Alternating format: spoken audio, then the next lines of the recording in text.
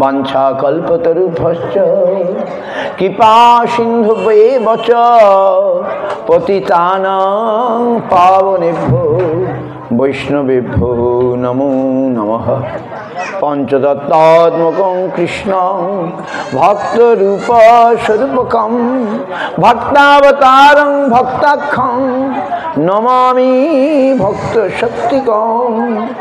নমো মহাবদন্নায় কৃষ্ণ প্রেম প্রদায়তে কৃষ্ণায় কৃষ্ণ চৈতন্য নাম্নে গৌরতিষে নমঃ।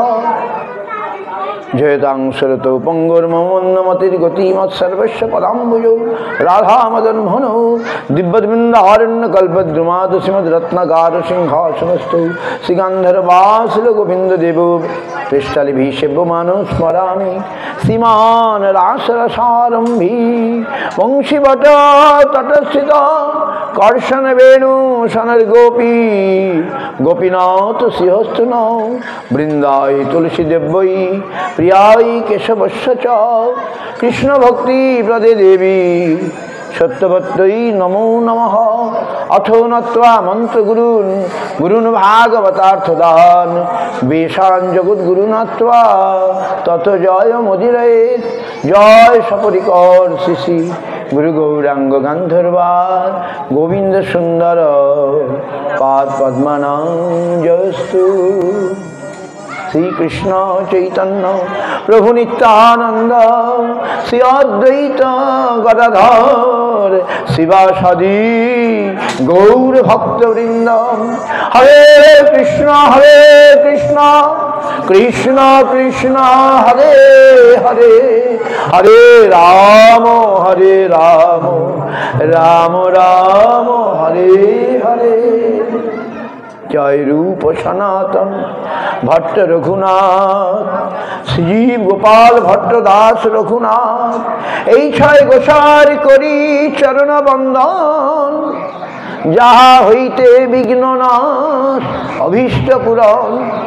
গুরু বৈষ্ণব ভগবান তিনের স্মরণ তিনের স্মরণে হয় সর্ববিঘ্ন বিনাশন অনায়াসে হয় বাঞ্ছিত পূরণ। কীর্তনেই অনেক বেলা হয়ে গেল। তো আজ আমরা আমাদের গুরুপাদ পদ্মম বিষ্ণুপাদ ছিল ভক্তি রক্ষক শ্রী হরিদেব গোস্বামী গুরু মহারাজ সমস্ত গুরুবর্গগণ সপার্ষ প্রভুপাদ তাদেরই কৃপায় আজ আমরা এখানে গৌরাঙ্গনগরে এই অঞ্চলের ভক্তবৃন্দের আয়োজনে শ্রী গৌরাঙ্গ শ্রীধর সংকীর্তন সংঘ ভক্তগণের আয়োজনে এই সভায় এই কি বলে ধর্মসভা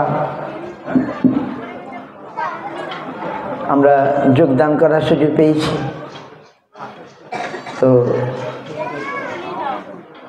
আজ থেকে বেশ অনেক কাল আগে প্রায় 10-15 বছর আগে যার সূচনা হয়েছিল বা তার আগে থেকে এখানে চলছিল এই সংকীর্তন, এর জন্যে এর নাম দেওয়া হয়েছে শ্রী গৌরাঙ্গ শ্রীধর সংকীর্তন সংঘ।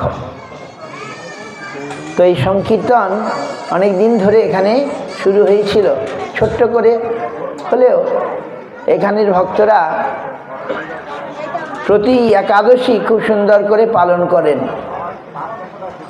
সংকীর্তন সহযোগে একাদশী উৎসব করেন প্রতি একাদশী, এবং প্রতি দামোদর ব্রত কার্তিক ব্রত উজ্জ্বব্রত নিয়ম সেবাও খুব সুন্দর করে পালন করার চেষ্টা করেন।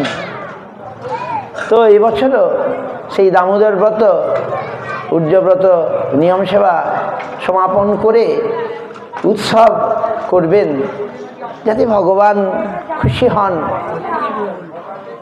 এই মানুষে তারা আজকে এই উৎসবের আয়োজন করেছেন। তো আমি তো বৃন্দাবনে ছিলাম, তা আমাকে বলেছেন যে উৎসব নিয়ম সেবার পরেই হয়, কিন্তু যেহেতু আমার আসতে দেরি হয়ে গেছে বা আমি কিছু ভক্তবৃন্দ বিদেশ থেকে এসেছেন তাদের সঙ্গে ব্যস্ত ছিলাম, তার জন্যে এই উৎসবটা একটু পিছিয়ে গেছে। তবু তারা বলছে না, আপনি না আসলে উৎসব আমরা করব না। আমি বলেছিলাম আপনার সঙ্গে সঙ্গেই করে ফেলুন, তারা অপেক্ষা করেছিলেন। যাই হোক, আজকে আমরা এই ভগবানের একটু কথা শ্রবণ কীর্তনের সুযোগ পেয়েছি। এর জন্য আমরা সকলেই ভগবানের কাছে কৃতজ্ঞ, গুরু বৈষ্ণবের সকলের কাছে কৃতজ্ঞ। আপনারাও সকলে এসছেন এবং ভগবানের কৃপা এই জায়গাটাও আমরা পেয়েছি। এরকম প্রশস্ত ছিল না, খুবই সংকীর্ণ ছিল। এখন সেটা একটু প্রশস্ত হয়েছে, যাতে করে আমরা অনেক লোককে নিয়ে কীর্তন করাটাই তো সংকীর্তন। বহুজন মিলিতা য কীর্তন সংকীর্তন, তার জন্য একটি জায়গা চাই।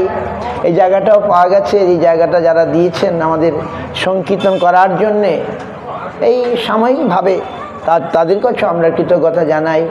এই গ্রামবাসী, এই অঞ্চলবাসী, পল্লীবাসী, তারা সকলেই মানে খেটে খান, পরিশ্রম করে জীবিকা নির্বাহ করেন, কিন্তু তাদের একটা স্বাভাবিক মহাপ্রভুর প্রতি একটা অনুরাগ ভক্তি আছে।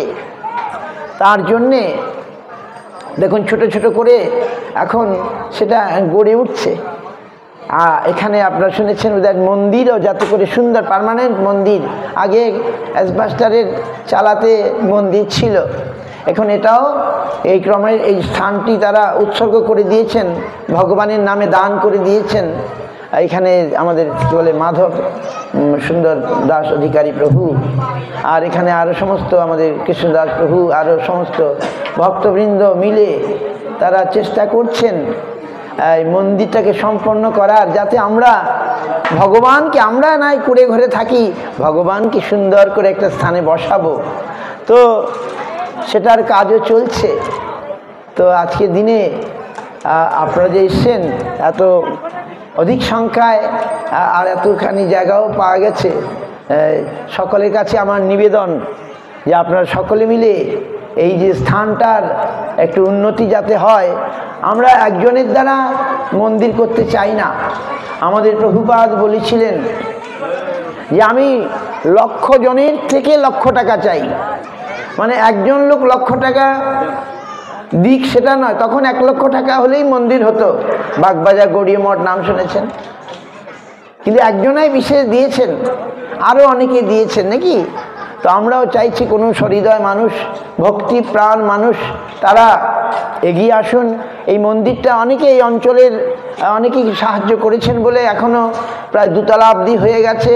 মন্দির আদি যে ফিনিশিং বা ছোট্ট জায়গা, এর উপরে আরও কিছু প্রকোষ্ঠ হওয়া দরকার, সেটি আমরা সম্পন্ন করতে চাই সকলের সহযোগিতা নিয়ে। তো আপনাদের কাছে আমার এই প্রথমেই আবেদন থাকলো, আপনারা সকলে আসুন। এটা সকলেরই, এই মন্দির, এই ভগবানের স্থান আপনাদের সকলেই থাকবে, আর এই মাঠটি তো বরাবর থাকবে। এখানে আমরা এইভাবে সকলে মিলে সংকীর্তন করতে পারবো, যার জন্যেই আমাদের এখানে আসা।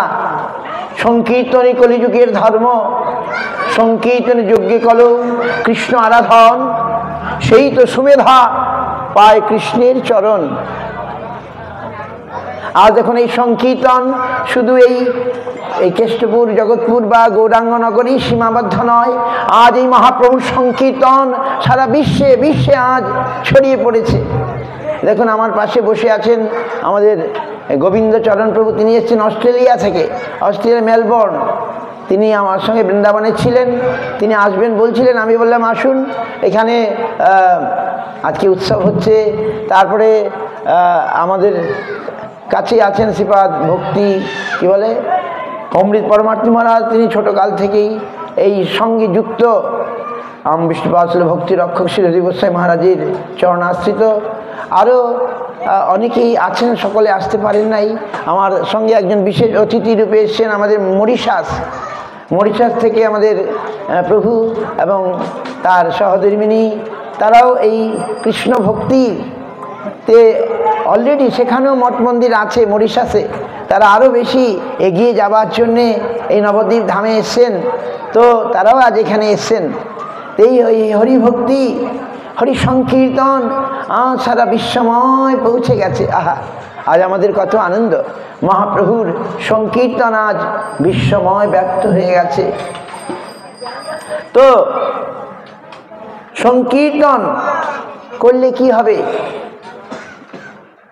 সংকীর্তন করলে আমাদের এই কলিযুগে অন্য কোনোভাবে আমরা ভগবানকে আরাধনা করতে পারবো না। কেননা কলিযুগের মানুষ অন্নগত প্রাণ, অতি দুর্বল, অল্প আয়ু, ধ্যান তপস্যা যজ্ঞ অর্চন কলিযুগের মানুষ করতে পারবে না। তাই মহাপ্রভু এই বিশেষ একটা সহজ সুন্দর পন্থা সংকীর্তন তিনি এনে দিয়েছেন। সংকীর্তন ভগবানের নাম কীর্তন, ভগবানের রূপ গুণ লীলা কীর্তন, কিন্তু তার মধ্যে সর্বশ্রেষ্ঠ নাম সংকীর্তন। সনাতন গোস্বামী বৃহৎ ভাগবতামৃতে বলেছেন, কৃষ্ণের যত কীর্তন আদি আছে তার মধ্যে সর্বশ্রেষ্ঠ নাম সংকীর্তন। এই জন্যে সংকীর্তন, সংকীর্তন যজ্ঞে কলু কৃষ্ণ আরাধন। সংকীর্তন যজ্ঞে, সংকীর্তন মানে বহুজন মিলে যে কীর্তন, বহুজন মিলিতা যে কীর্তন সংকীর্তন। একাকি করলে কীর্তন, আর বহুজন মিলে করলে সংকীর্তন। এই সংকীর্তনে কি করা যায়? এই সংকীর্তন যজ্ঞে আমাদের আত্মাহুতি দিতে হবে। সংকীর্তনের দ্বারা আমরা ভগবানকে এখানে নিয়ে আসতে পারবো। ভগবানও এসে সংকীর্তনে যোগ দেবেন, তিনি দিয়েছেন। এই সংকীর্তন কলিযুগের জন্য এত সহজ, যেন আর উদাহরণের সাহায্যে বোঝানো যায়। এক পিতার 4 পুত্র ছিল, সেই পুত্রদেরকে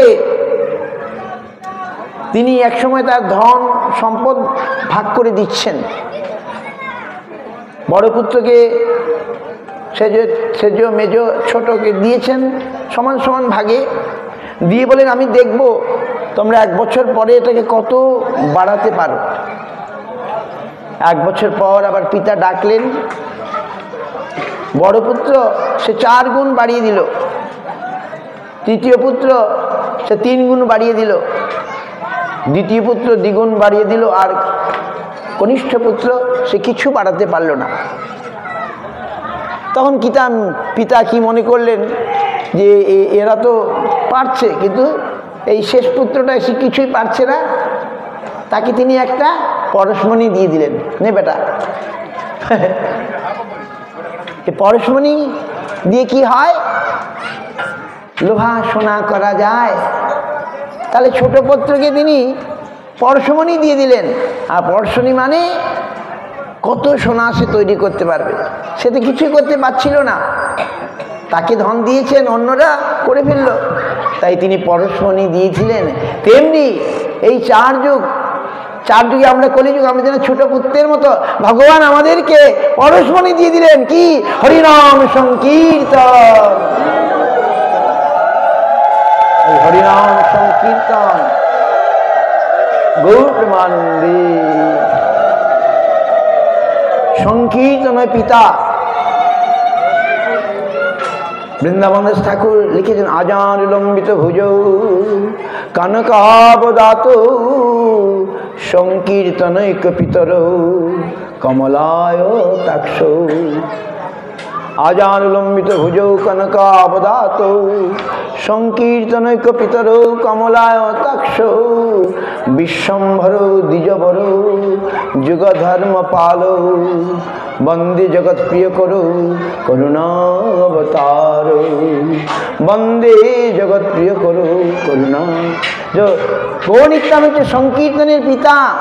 তিনি সংকীর্তন রূপ পরশমণি না, পরশমণির চেয়ে বেশি। সেটা কি? চিন্তামণি। নাম চিন্তামণি কৃষ্ণ চৈতন্য রস বিগ্রহ পূর্ণ শুদ্ধ নিত্য মুক্ত অভিন্নতান নাম নামিন। এই নাম চিন্তামণি। পরশমণি তো ছোঁয়াতে হয়, আর চিন্তামণি চিন্তা করলেই হয়ে যায়। নাম হচ্ছে চিন্তা, আপনি চিন্তা করলেই সব পেয়ে যাবেন। নাম চিন্তামণি কৃষ্ণ চৈতন্য রস বিগ্রহ, নাম চিন্তামণি। এই নাম, এই সংকীর্তন মহাপ্রভু আমাদের দিয়েছেন, নিত্যানন্দ প্রভু আমাদের দিয়েছেন। তো সেই নাম সংকীর্তন আমরা পেয়েছি। আমরা যদি নাম সংকীর্তন করতে পারি তাহলে অনায়াসে, ভাগবত বলছেন, কালের দোষ নিধে রাজন্য সিদ্ধেক মহান গুণ কীর্তনাদ কৃষ্ণস্য মুক্ত সঙ্গ পরং ব্রজে। ভাগবতে বলছেন কলি হচ্ছে দোষের নিধি খনি, দোষের সমুদ্র। এখানে দোষ পাওয়া যায়, খালি দোষ দোষ দোষ। কিন্তু কলিযুগের একটা মহান গুণ আছে। কি গুণ? কীর্তনাদ কৃষ্ণস্য, কৃষ্ণ কীর্তনের দ্বারা, হরি কীর্তনের দ্বারা জীব এই সংসার বন্ধন থেকে মুক্ত হয়ে হরিপাদ পদ্ম লাভ করতে পারে। এইরকম একটা সুযোগ আছে। তো মহাপ্রভু শিক্ষাষ্টকের প্রথম শ্লোকে যে দামোদর মাসে আমরা প্রতিদিন গাইলাম, তার মধ্যে এই নাম সংকীর্তনের কথা বলে দিয়ে গেলেন। এত বলে দিলেন যে তার তুলনা নেই। চেত দর্পণ মার্জনম ভব মহাদাবাগ্নির্বাপনম শ্রেয়কৈরব চন্দ্রিকা বিতরণম বিদ্যাবধূ জীবনম আনন্দম্বুদিবর্ধনং প্রতিপদং পূর্ণামৃত আস্বাদনং সর্বাত্মস্থাপনং পরম বিজয়তে শ্রীকৃষ্ণ সংকীর্তনম। চেত দর্পণ মার্জনম, এই নাম সংকীর্তন কেন আমরা করব? লোকে বলে কেন এসব? বলে এই নাম সংকীর্তন করলে ভগবানের নাম শুদ্ধ পবিত্র বস্তু, এই জগতের নয়, গোলকের প্রেমধন হরিনাম সংকীর্তন ভগবান এটা দিয়েছেন। এখন আমরা যে শুদ্ধ নাম, এখন এই ভেজালের যুগে হরিনাম সংকীর্তনে ভেজাল হয়ে গেছে, সব কিছু ভেজাল, হরিনামও ভেজাল হয়ে গেছে। কি মুশকিল দেখুন। কিন্তু যদি আমরা এই হরিনাম করতে পারি, শুদ্ধ নাম, শুদ্ধ নাম, সেটা আবার কি জিনিস? ভক্ত ঠাকুর বললেন না, কবে হবে বলো সেদিনও আমার অপরাধ গুচি, শুদ্ধ নামে রুচি, কৃপা বলে হবে হৃদয়ে সঞ্চার। কবে হবে বলো সেদিনও আমার, কবে হবে বলো সেদিনও আমার। আমরা কবে শুদ্ধ নাম করতে পারবো? যদি অপরাধ থাকে তাহলে শুদ্ধ নাম হবে না। তাই অপরাধ, অপরাধ কি? 10 নাম অপরাধ আপনারা জানেন তো। তার মধ্যে একটি সাধু নিন্দা, তারপরে গুরুবাবজ্ঞা, শিবাদি দেবতাকে কৃষ্ণের সমান মনে করা, 10 অপরাধ। এগুলো অপরাধ আছে, আভাস আছে। শুদ্ধ নাম আমরা করতে পারছি না, কামনা বাসনা নিয়ে ভক্তি করছি, শুদ্ধ ভক্তি হচ্ছে না। কিন্তু বলছেন যদি নাম করতে থাকি অবিশ্রান্ত নামে, নাম অপরাধ যায়। আমরা যদি নাম করতে পারি সাধু সঙ্গে, আহা, সাধু সঙ্গে কৃষ্ণ নাম এই মাত্র চাই। সংসার জিনিতে আর কোনো বস্তু নাই। আমরা দরকার সাধু সঙ্গ, অসাধু সঙ্গে ভাই কৃষ্ণ নাম নাহি হয়। নামাক্ষার বাহিরায় বটে নাম কভু নয়। যদি করিবে কৃষ্ণ নাম সাধু সঙ্গ কর, ভক্তি মুক্তি সিদ্ধি কামী দূরে পরিহর। 10 অপরাধ তেজ মান অপমান, 10 অপরাধ তেজ মান অপমান। অহর্নিশ চিন্ত কৃষ্ণ, বলো কৃষ্ণ নাম। এই জগদানন্দ পণ্ডিত আমাদের বুঝিয়ে দিয়ে গেলেন। আমি যখন পূর্বাশ্রমে ছিলাম, আমাদের পূর্বাশ্রমে এরকম অষ্টপ্রহর হতো, এরকম নাম সংকীর্তন আমি যেতাম, আমাদের বাড়িতেও হতো, কিন্তু আমি যেন ঠিক একটা আনন্দ পেতাম না। তাই এক সময় আমি বেরিয়ে গেলাম যে নবদ্বীপের দিকে যাব, সাধু সঙ্গ, সাধুর সন্ধান করব। করতে করতে নবদ্বীপে চলে এলাম। এই চৈতন্য সারস্বত মঠে বিষ্ণুপাদ ছিল ভক্তি রক্ষক শ্রীহরি গোস্বামী মহারাজের কাছে। তখন তার বয়স অনেক 90-র কাছাকাছি। তিনি খুব আস্তে আস্তে কথা বলতেন, আগে খুব জোর বলতেন, কিন্তু তারপরে বয়সের চাপে খুব আস্তে আস্তে, সেই যে আস্তে আস্তে বলতেন কিন্তু সেই পাওয়ার ছিল খুব, শুদ্ধ নাম। সেই আস্তে আস্তে যে হরিনাম হরিকথা বলতেন, একবারে কানের ভেতর দিয়ে হৃদয়ে পৌঁছে যেত। তো সেখানে শুনে বাহ, আমি তারপরে পরিমণ্ডল, পরিবেশ, সাধু, গুরু, বৈষ্ণব, এই প্রভুপাদের ধারায় এই সমস্ত দেখে আমার খুব ভালো লেগে গেল। আর পূর্বাশ্রমে ফিরেই গেলাম না। মনে হতো বাপরে বাপ, ওটা যেন একটা ছোট পুকুর আর এটা একটা সমুদ্র, শুদ্ধ ভক্তির সমুদ্র। গুরুপাদ পদ্মের সন্নিকটে এসে নবদ্বীপ ধামে আমার খুব ভালো লেগে গেল। তখন পিতামাতাকেও ভুলে গেলাম মনে হল। তারা আসলেন, দেখলেন, তারা খুশি হলেন। তো এই শুদ্ধ নাম আমাদের করতে হবে। এই প্রভুপাদ জগৎগুরু ছিল ভক্তি সিদ্ধান্ত সরস্বতী গোস্বামী, তিনি এই শুদ্ধ নাম জগতে দিয়ে গেছেন। ভক্তিবিনোদ ঠাকুর এই শুদ্ধ নাম দিয়েছেন, নালে সব অপসম্প্রদায় হাতে নষ্ট হয়ে যাচ্ছিল, তারা পুনরুদ্ধার করলেন শুদ্ধ নাম, শুদ্ধ ভক্তি। ভক্তিবিনোদ ঠাকুর প্রথম লেখনী ধারণ করলেন, প্রভুপাদ সেটা নিজে আচরণ করে বিপুলভাবে জগতে প্রচার করলেন। সেই শুদ্ধ ভক্তি ধারা আজও আমাদের গুরুবর্গের মাধ্যমে জগতে প্রচার হচ্ছে। দেখুন, সেই প্রচারের সেই ধ্বনি, সেই শব্দ শুনে বিদেশের মানুষ তারাও ছুটে এসছেন। যেমন মহাপ্রভু ঝাড়খণ্ডের পথে পথে বাঘ, হাতি, সিংহ, এই সমস্ত হরিণ, তাদেরকে দিয়ে হরিনাম করিয়েছিলেন। আজ দেখুন কত বিদেশবাসী, তারা এসব কিছুই জানতো না, আর তারাও এসব জেনে তারাও কি সুন্দর কীর্তন করছে, আমাদেরকে দেখাচ্ছে, আর আমরাও উৎসাহ পাচ্ছি। তো এই হরিনাম, কৃষ্ণ নাম অতি সুন্দর, বড়ই মধুর। যে জন কৃষ্ণ ভজে সে বড় চতুর। যারা বুদ্ধিমান, সবাই বলতে সবাই আসবেন না, যারা বুদ্ধিমান, যারা ভাগ্যবান, তারাই শুধু আসবেন। ব্রহ্মাণ্ড ভ্রমিতে কোনো ভাগ্যবান জীব গুরু কৃষ্ণ প্রসাদে পায় ভক্তিলতা বীজ। আমাদের গুরুপাদ পদ্ম আমাদের এই ভক্তিলতা বীজ দিয়েছেন।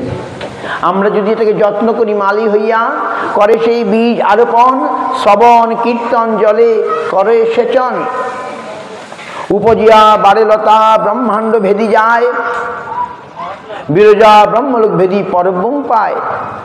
ব্যাপারটা বুঝতে পারলেন?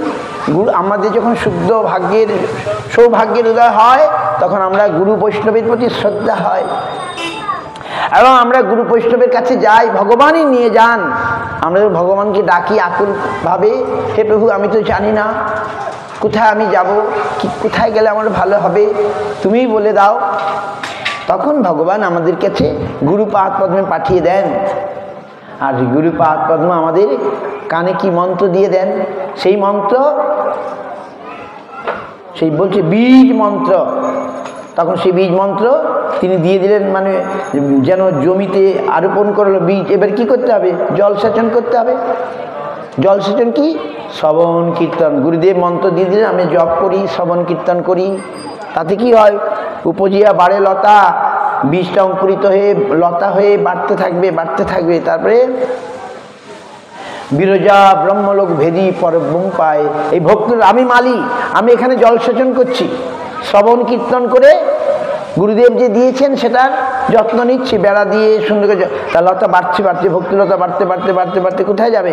বিরজা। বিরজা মানে বর্ডার, বিরজা নদী একটা বর্ডার, এই জগৎ আর ওই জগতের বর্ডার বিরজা।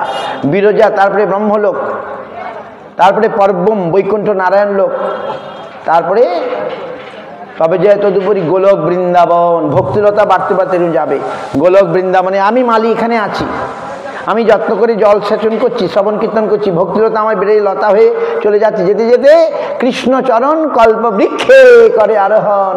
ভক্তিলতা কৃষ্ণচরণ কল্পকে, সেইখানে গিয়ে কি হয়? ফল ধরে। কি ফল? তখন প্রেম ফল ধরে। এবারে প্রেম ফল পাকি পড়ে, মালি আস্বাদ হয়। আমি মালি, আমি জীব, আমি মালি, আমি শ্রবণ কীর্তন করছি, আমার ভক্তিলতা বেড়ে বেড়ে বেড়ে বেড়ে বেড়ে একবারে কৃষ্ণচরণ কল্পবৃক্ষে চলে যাবে। সেখানে প্রেম ফল ধরবে, প্রেম ফল পেকে পড়বে, আমি মালি আস্বাদন করব। তাহলে কৃষ্ণ নাম করলে কিছু পাবো না সেটা নয়, পাবই, কিন্তু মাঝখানে কিছু কথা আছে। যদি কোনো বৈষ্ণব অপরাধ উঠে হাতি মাতা, ছিন্ডি যায় লতা তার শুকি যায় পাতা। আমরা এই হরিভজনের পথে আসি, তারপরে আমাদের কি হয়, অপরাধ হয়ে যায়। যদি আমাদের মধ্যে বিনয় না থাকে, দৈন্য না থাকে, দীনতা না থাকে, তাহলে কি হয়, আমাদের অহংকার হয়, দাম্ভিকতা হয়, আমরা বৈষ্ণব চরণে অপরাধ করি। অপরাধ খুব সাংঘাতিক, মানে পাগলা হাতি। বাগানে যদি পাগলা হাতি ঢুকে কি করবে, বাগানটা নষ্ট করে দেবে। বৈষ্ণব অপরাধ যদি উঠে হাতি মাতা, ছিন্ডি যায় পাতা তার শুকি যায় পাতা। আমাদের বৈষ্ণব অপরাধ হলে ভক্তিলতা নষ্ট হয়ে যাবে। তখন কি হবে, তখন হায় হায় করতে হবে, আর প্রেমফল আর আমার লাভ পাওয়া হবে না, আমি মাঝখানেই আটকে গেলাম। তখন বিষয় বাসনা জেগে যাবে, অনেক কিছু জেগে যাবে, ভোগবাসনা জেগে যাবে। একবার সাক্ষাৎ বৈষ্ণব অপরাধ হলেই ভোগবাসনা জেগে যাবে, আবার ভুগতে ভুগতে আবার সে হয়তো উদ্ধার পাবে কোনো কালে। এইটা সব শাস্ত্রে আছে। সৌভরি ঋষির হয়ে গেছে, গরুড়ের চরণে অপরাধ করে সৌভরি ঋষির সংসার বাসনা, জলের তলে যিনি তপস্যা করতেন সৌভরি মুনি, বাপরে বাপ, সামান্য একটা কারণে মাছের প্রেমে পড়ে মাছ খেয়ে ফেলে গরুরে খাবার ভগবান ঠিক করে দিয়েছেন, সাপ মাছ এগুলো গরুরে খাবার। এখন মাছ জলের তলায় তপস্যা করছে সৌভরি মুনি, আর মাছগুলো তাকে বলল, প্রভু এই গরুর আমাদের খেয়ে দেয়, তুমি একে একটু কিছু ব্যবস্থা করো।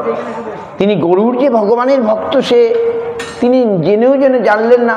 তিনি বললেন গরুর এখানে আসতে পারবে না, গরুর আসলে যমুনায় কালীয়দহের কাছে আসলে সে মরে যাবে। বাহ, গরুর আসতে পারে না, ওইখানে কালীয় নাগ এসে বাসা করলো, বৃন্দাবনবাসীর কত ক্ষতি করলো, কত কষ্ট দিল। আর সেই যে শুধু শুধু ওই মাছের প্রেমে পড়ে সৌভরি এই গরুরের চরণে অপরাধ করার জন্য তার কি হলো, বৈষ্ণব অপরাধ হয়ে গেল। তখন তিনি জলের তলায় তপস্যা থেকে উঠে বলেন আমি সংসার করব বলে রাজার বাড়ি চলে গেলেন। কোন রাজা? মান্ধাতা। তখন রাজার নাম মান্ধাতা, তার 50টি কন্যা ছিল, সুন্দর সুন্দর কন্যা। তিনি গিয়ে রাজাকে বললেন আমি তোমার কন্যাদেরকে বিবাহ করব। রাজা তো মহা মুশকিলেই, জটা জোরদারি বয়স্ক বুড়ো, এখন যৌগা পাওয়ার, তিনি যদি বলে না আমি কন্যা বিবাহ দিব না বা কিছু করব না, তাহলে অভিশাপ দিয়ে দেবে। এখন রাজা বুদ্ধি করে বলল, প্রভু আমাদের একটা নিয়ম আছে, আমাদের স্বয়ংবরা হবে, এই স্বয়ংবরা সভায় রাজকুমাররা আসবে, আপনিও আসুন। মুনি বললেন তাই তো, ঠিক আছে অমুক তারিখে সভা হবে, স্বয়ংবর সভা।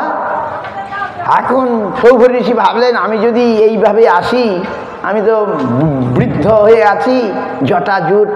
তিনি সঙ্গে সঙ্গে কি করলেন, যোগ বলে একটা যুবক সেজে গেলেন। বাহ, এত সুন্দর যুবক সাজলেন। সেই স্বয়ংবর সভায় যখন আসলেন, তখন সেই কি বলে 50টি কন্যা তাকেই মালা দিল, সৌভরি ঋষিকেই মালা দিল। তার যোগ বল, যোগের পাওয়ার তো। কিন্তু যোগের কি মিস ইউজ করলেন তিনি, কোথায় যোগের দ্বারা ভগবানকে লাভ করবেন, আজ হয়ে গেল সংসার লাভ। তারপর 50টি ঘর বানালেন, 50টি তার বউ হয়ে গেল নাকি। তারপরে এর কারণটাই একটাই, গরুরের চরণে অপরাধ। এই জন্য বলছেন আমরা এই যে করছি, এই পথে আমরা আসি, এসেও আমরা অনেক সময় পিছিয়ে যাচ্ছি, মানে কি অপরাধ। এই জন্য অপরাধ যেন না হয়, এই জন্য সবসময় আমাদের দৈন্য বিনয়, হিউমিলিটি অ্যান্ড টলারেন্স মহাপ্রভুজি আমাদের শিখালেন। তিনাদ বিষ্ণুচের তরুরিব সহিষ্ণুনা অমানিনা মানদন কীর্তনীয় সদাহরি ও দৈন্য দয়া অন্যমান প্রতিষ্ঠা বর্জন চারি গুণে গুণী হই করহ কীর্তন। এই চারটে যদি না থাকে তাহলে আমরা হরিকীর্তনের অধিকারে হব না, আর আমার কোনো কাজও হবে না। ওষুধ খাচ্ছি ফল হচ্ছে না, ওষুধ খাচ্ছি ফল হচ্ছে না। তাহলে আমরা যদি সত্যি সত্যি গুরুপাদ পদ্মের আশ্রিত হয়ে আমরা হরিনাম করি, তাহলে এই হরিনাম একদিন আমাদেরকে প্রেমফল দেবে। হরিনামের অনেক ফল, হরিনামের সমস্ত পাপ নষ্ট হয়ে যায়, শুনেছেন তো? কিন্তু হরিনামের এটাই আসল ফল নয়। হরিনামের ফলে কি হয়? কৃষ্ণ পদে প্রেম উপজয়। বলে কৃষ্ণ পদে প্রেম হলে কি হবে? প্রেম হলেই আমরা কৃষ্ণকে লাভ করব। বলে কৃষ্ণকে লাভ করলে কি হবে? কৃষ্ণকে লাভ করলে আর কিছু পাওয়ার বাকি থাকবে না। যস্মিন জ্ঞাতে সর্বতম বিজ্ঞাতং ভবতি, যস্মিন প্রাপ্তে সর্বতম প্রাপ্তম ভবতি। যাকে জানলে সব জানা হয়ে যায়, যাকে পেলে সব হয়ে যায়, তাকে জানতে চেষ্টা করো। তিনি হচ্ছেন ব্রহ্ম। উপনিষদ বললেন যাকে জানলে সব জানা হয়ে যায়। বইগুলো যাকে জানলে ওইখানে রাখা আছে, যাকে জানলে সব জানা হয়ে যায়, যাকে পেলে সব পাওয়া হয়ে যায়। তিনি কে? উপনিষদ বললেন তিনি ব্রহ্ম। ব্রহ্ম তো আকার নাই, নিরাকার। আর মহাপ্রভু এসে বললেন না, তিনি শুধু ব্রহ্ম নন, তিনি হচ্ছেন কৃষ্ণ। তিনি অখিল সমৃত মূর্তি, তিনি গোবিন্দম, অনাদির আদি গোবিন্দ, সর্বকারণ কারণম।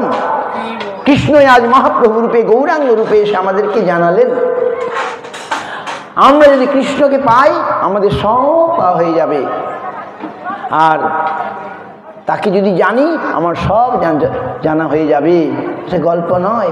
উদাহরণ, যেমন আমরা গাছের গোড়ায় জল দিলে সমস্ত গাছ মানে কাজ হয়, শাখাতে দিতে হয় না।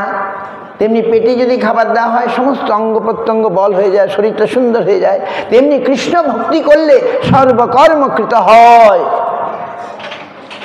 বুঝতে পারছেন? কৃষ্ণ ভক্তি করলে, আজকে আমার প্রশ্ন করছিল, জগতের পিতা কৃষ্ণ যে না ভজে বাপ, পিতৃদ্রোহী পাতকীর জন্মে জন্মে তাপ। দেখুন আমরা তাপ পাচ্ছি, জ্বালা পাচ্ছি, দুঃখ পাচ্ছি, কষ্ট পাচ্ছি, কি করে নিস্তার পাবো? আমরা হাহুতাশ হয়ে করছি, কিছুতেই পাচ্ছি না। একটার পর একটা আসতে আছে নাকি? কেন? কৃষ্ণ বহির্মুখ হইয়া ভগবাঞ্ছা করে, নিকটস্থ মায়া তারে জাপটিয়া ধরে। মায়া ভগবানেরই বহিরঙ্গা শক্তি। যারা কৃষ্ণ বিমুখ, মায়া তাদেরকে ধরে শাস্তি দেয়। মহামায়া দুর্গা, তার একটা রূপ হচ্ছে এই জগতে তিনি কারাকর্ত্রী, সুপারিনটেন্ডেন্ট মহামায়া। যারা কৃষ্ণ বিমুখ তাদেরকে ধরে এই সংসার কারাগারে ফেলে দেন। যা, আর পুতুল টুতুল কিছু দিয়ে বলে না, খেল কত খেলবি, যা। আমরা মূর্খ লোক, মহামায়ার ছলনা বুঝতে পারি না, আর মহামায়ার এই কারাগারে বসে আমরা কষ্ট পাই। ওই পুতুল টুতুল দিয়ে কিছুক্ষণ আমাদের হয়, তারপরে আবার যেমন একটা ছেলে মেয়ে যেমন যদি তার পিতামাতাকে হারিয়ে ফেললে কি হয়? পাড়াপড়শি তাকে পুতুল টুতুল দেয়, চকলেট দেয়, লজেন্স দেয়, কত সময় সাময়িকভাবে শান্ত হয়, তারপরে আমার কাঁদতে শুরু করে, কোথায় আমার মা, কোথায় আমার বাবা? সে পুতুল আর ওই চকলেট তাকে সান্ত্বনা দেয় না। তেমনি আমাদের যে পরম পিতা, জগৎ পিতা, তাকে আমরা হারিয়ে আজ বসে আছি। মহামায়া আমাদেরকে এই লজেন্স টজেন্স পুতুল টুতুল দিয়ে কিছু সময় যেন ভুলিয়ে রাখেন, তাতেও আমাদের শান্তি পাই না। পিশাচি পাইলে যেন মতিচ্ছন্ন হয়, মায়াগ্রস্ত জীবের হয় সে ভাব উদয়। আমি ভূতে পাওয়া মানুষের মতো আমরা হয়ে যাচ্ছি। ভূতে পাওয়া মানুষের যেমন কোনো থাকে না, কি করে না দেখলে বোঝা যাবে না, পাগলের মতো হয়ে যায়, উন্মত্ত। আমরা পাগলের মতো বিষয় রসে, বিষয় ভোগী মত্ত হয়ে তৃপ্ত হচ্ছি না, আরো চাই, তবু তৃপ্ত হচ্ছি না। আর অনন্ত দুঃখে আমরা ডুবে মরছি। আমি নিত্য কৃষ্ণ দাস, এই কথা ভুলে মায়ার নফর হইয়া চিরদিন বলে। আমি বলছি না, মহাজনগণ বলছেন, শুনুন। মায়া চাকরে ঘুরছি আমরা। আমি কৃষ্ণদাস সেটা ভুলে গেছি। কভু রাজা, কভু প্রজা, কভু বিপ্র শূদ্র, কভু দুঃখী, কভু সুখী, কভু কীট ক্ষুদ্র, কভু স্বর্গে, কভু মর্তে, নরকে বা কভু দেব, কভু দৈত্য, কভু দাস প্রভু। এইরকম একটা পরিচয়। কখনো আমি রাজা হচ্ছি, কখনো প্রজা হচ্ছি, কখনো দুঃখী, কখনো সুখী। কখনো স্বর্গে কখনো মর্তে, নরকে বা কভু। এই রূপে সংসার ভ্রমিতে কোনো জন সাধু সঙ্গে নিজ তত্ত্ব অবগত হন। সাধু সঙ্গে না গেলে তো, সাধু সঙ্গে তো অনেকেই যান, কেন হয় না? সাধু সঙ্গে যদি আমার স্পৃহা না থাকে, আমার যদি ক্ষুধা না থাকে, আমাকে যত খাবার দিয়ে ভালো লাগবে, আমার ক্ষুধা নাই, খাবারটাও ভালো লাগবে না।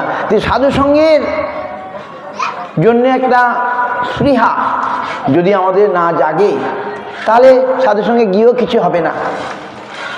কিন্তু যদি আমি বুঝতে পারি এইরূপে সংসার ভূমিতে কোনো জন, কোনো ভাগ্যবান জন সাধু সঙ্গে নিজ তত্ত্ব অবগত হন।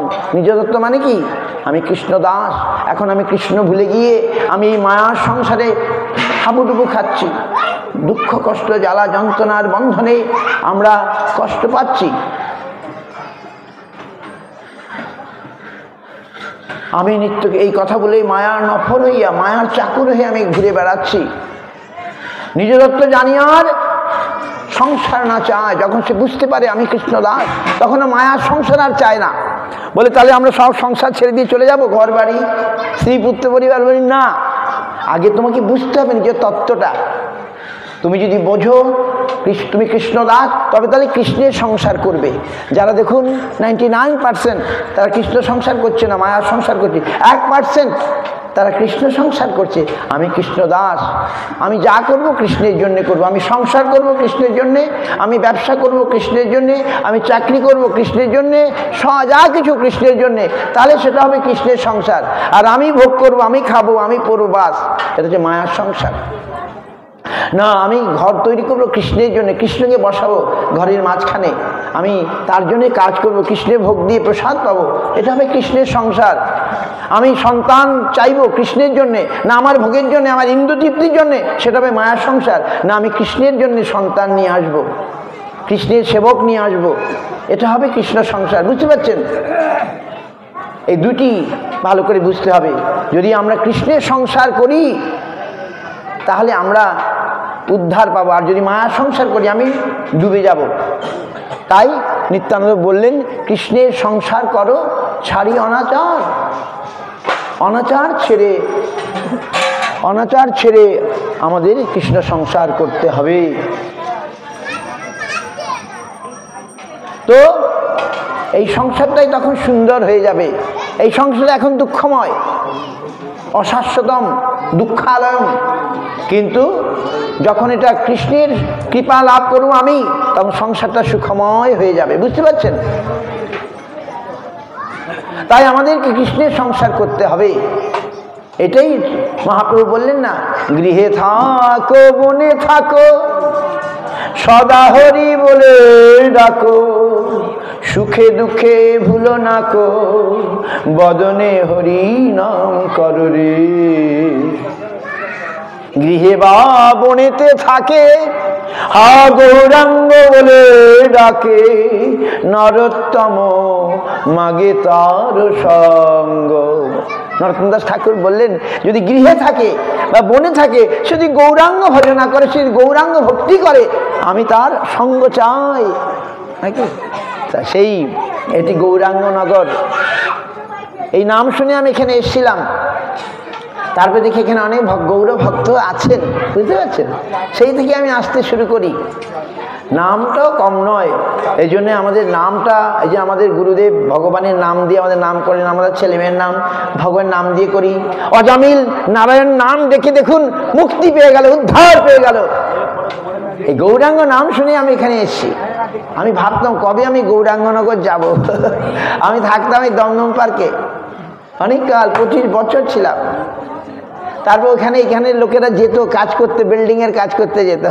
আর আমি জিজ্ঞাসা করতাম, দেখি সবার গলায় মালা আছে, ওই তো আমার ভালো যেই বলতো গৌরাঙ্গনগর, আমি বাহ আরে সুন্দর তো, কবে আমি যাব গৌরাঙ্গনগর, মনে মনে ভাবতাম। তারপরে এক ভক্ত একদিন নিয়ে আসলো এই জগৎপুরে, তারপরে এই ক্রমে ক্রমে আসা হলো। আমিও চাইছিলাম, এদিক থেকে হয়ে গেল। তো এই গৌরাঙ্গ কলিযুগের জন্য আমাদের কলিযুগ ধন্য কলি, যেহেতু গৌরাঙ্গ অবতীর্ণ হয়েছেন। তাই জগদানন্দ পণ্ডিত বলছেন, গৌরজন সঙ্গ কর গৌরাঙ্গ বলিয়া হরে কৃষ্ণ নাম বলো নাচিয়া নাচিয়া, তবে তো পাইবে ভাই নাম প্রেম ধন, যাহা বিলাইতে প্রভুর নদে আগমন।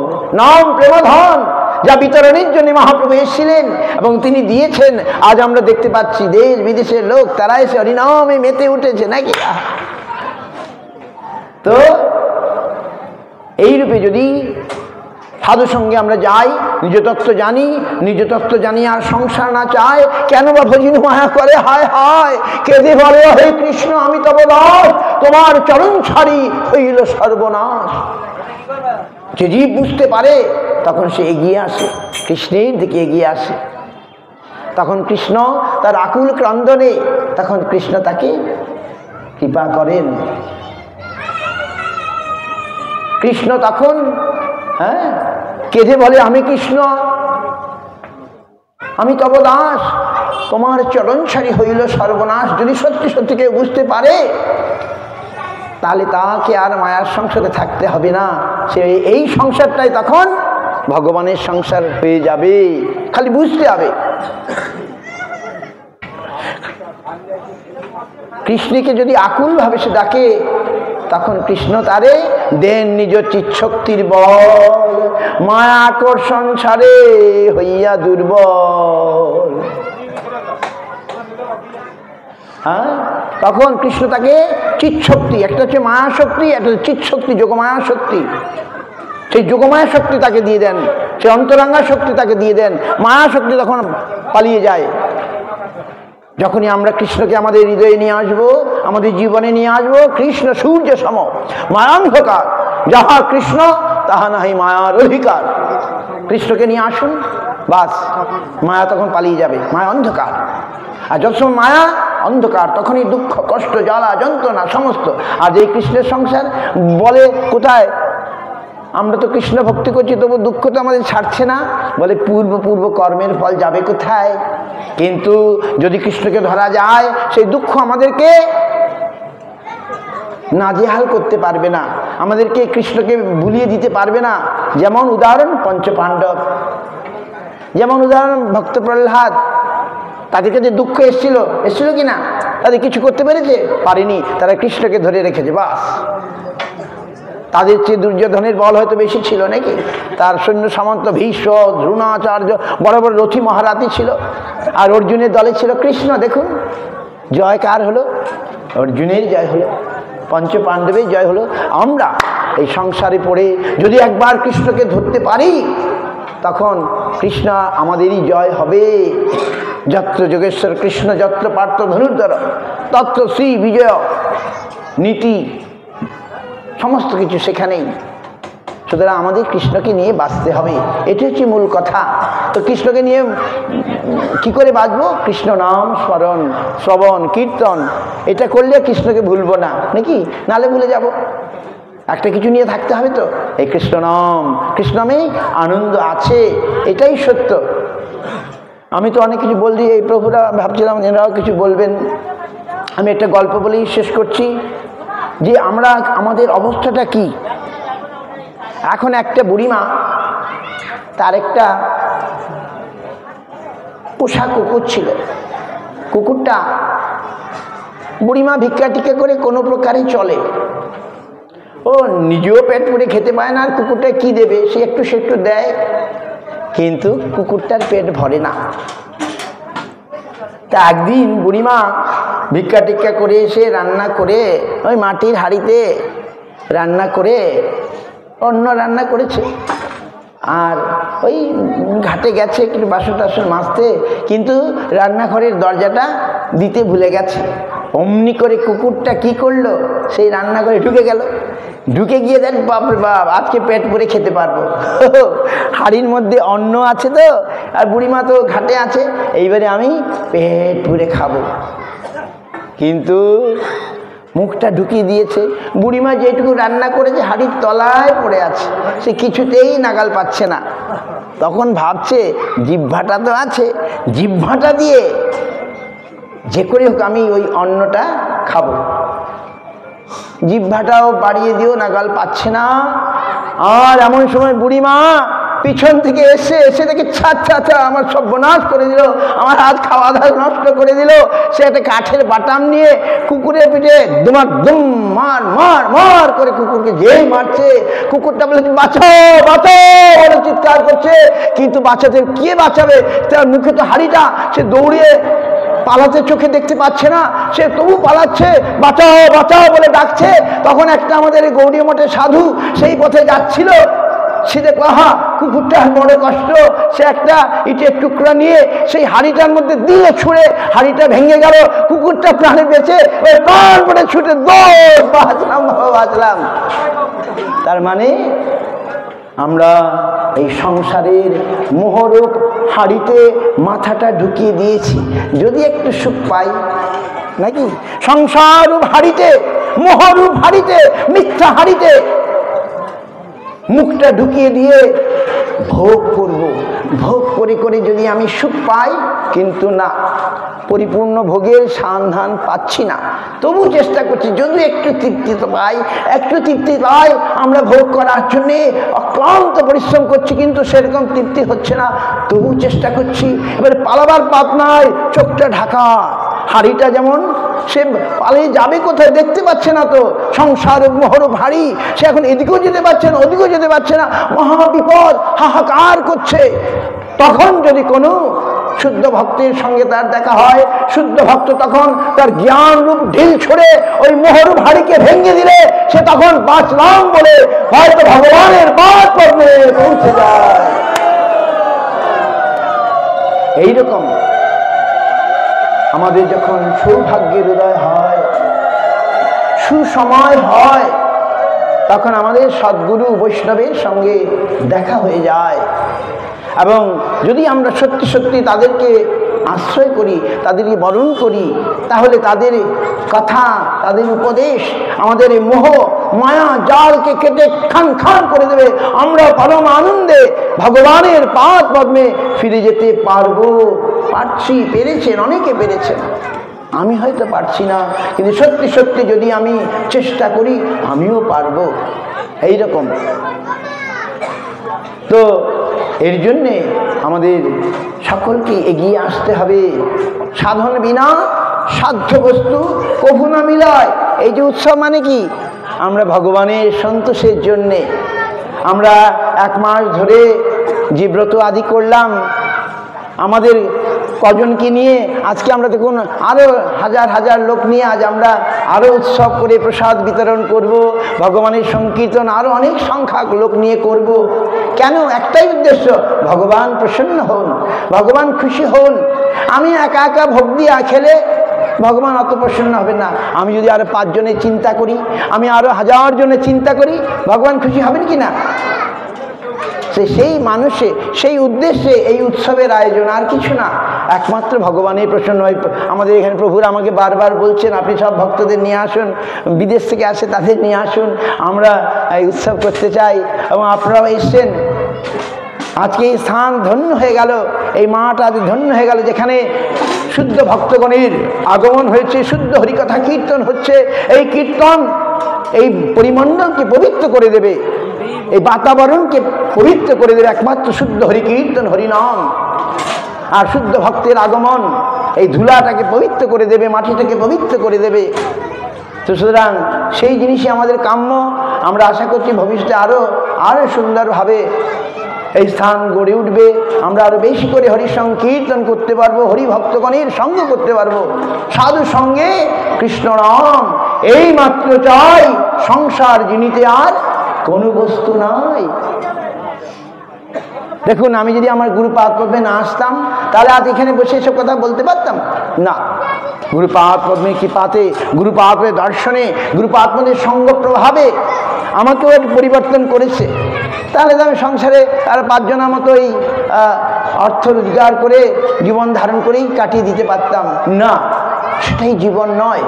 একটা পশুরাও তো বাঁচে, পশুরা ঘুমায়, পশুরা খায়, পশুরা ইন্দ্রিয় তৃপ্তি করে, কিন্তু পশুরা ভগবত অন্বেষণ করে না।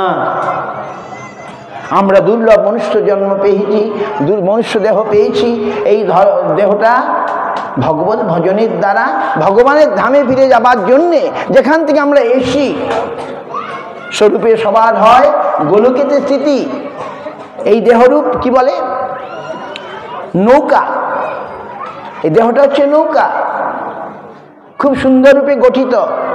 গুরু কর্ণধার, গুরু হচ্ছেন মাঝি বা ক্যাপ্টেন। গুরুদেব আমার সাহায্য করবেন। ক্যাপ্টেন ছাড়া যেমন নৌকা হয় না, তেমনি মনুষ্য দেহরূপ নৌকায় গুরুরূপ কর্ণধার থাকা চাই। তিনি ঠিক জায়গা মতো আমাদের নিয়ে যাবেন। আর সাধু শাস্ত্র হচ্ছে বাতাস।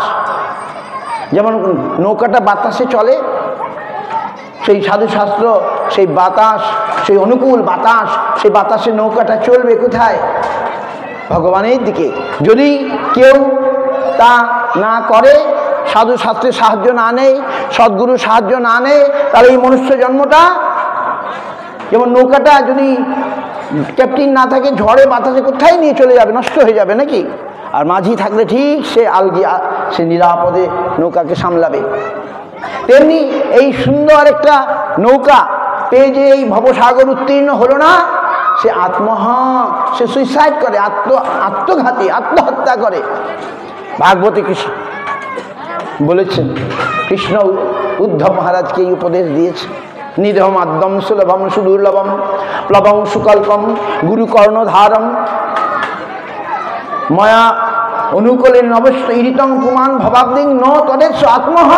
সে আত্মঘাতী, তারা সুইসাইড করে। আত্মঘাতীর মতো তার মুক্তি নাই। যারা সুইসাইড করে তাদের মুক্তি নাই, প্রেত হয়ে থাকতে হয় তাদের। তো এই দুর্লভ মনুষ্য জন্ম লাভ করে যদি আমরা হরিভজন না করি, তাহলে আমাদের মিস ইউজ হবে। গুরু মহারাজ বলতেন, সোনা দিয়ে গর্ত বোঝাই। সোনা দিয়ে কেউ গর্ত বোঝাই করে? গর্ত বোঝায় রাবিশ দিয়ে।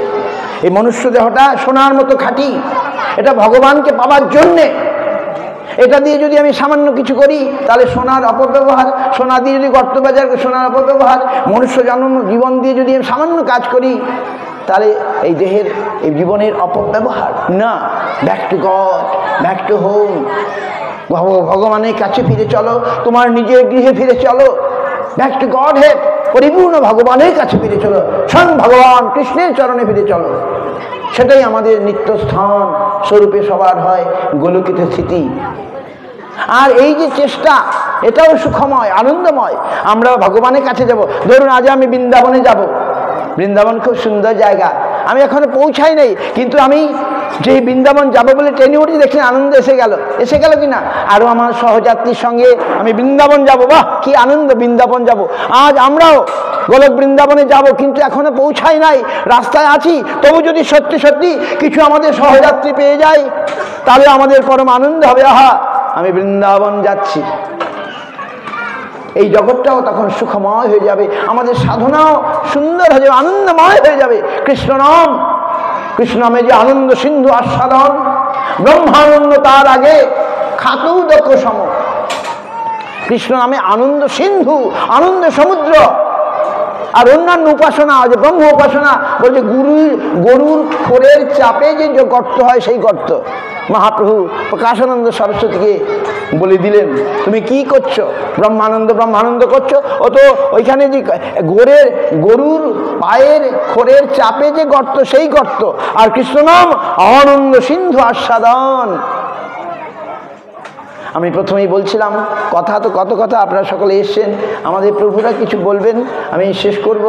তো আপনারা সকলে কৃষ্ণ নাম নিয়ম করে করুন। এই দামোদর মাস নিয়ম করে আমরা পরিক্রমা করেছি, নিয়ম করে মঙ্গল আরতি যোগদান করেছি, নিয়ম করে প্রসাদ ভোজন করেছি, নিয়ম করে হরিনাম করেছি।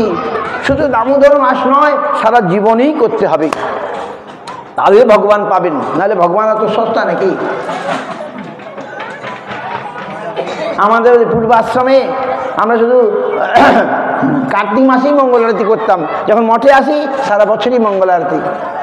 তাহলে আমাদের জীবনটা কৃষ্ণের জন্যে, তার জন্যে যা করতে হয় তাই করতে হবে। এবং এটা কখনোই কষ্টকর নয়। কৃষ্ণকে পাওয়ার যে সাধনা, সেটা কষ্টকর নয়,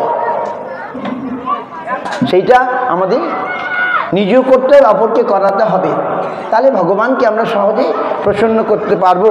যাই হোক, আমাদের maybe Prabhu you can say something that why you coming in this Krishna consciousness, why what inspire you to come here, okay, something I shall translate, এটা দিয়ে দিন। ওকে, আমাদের গোবিন্দ চরণ প্রভু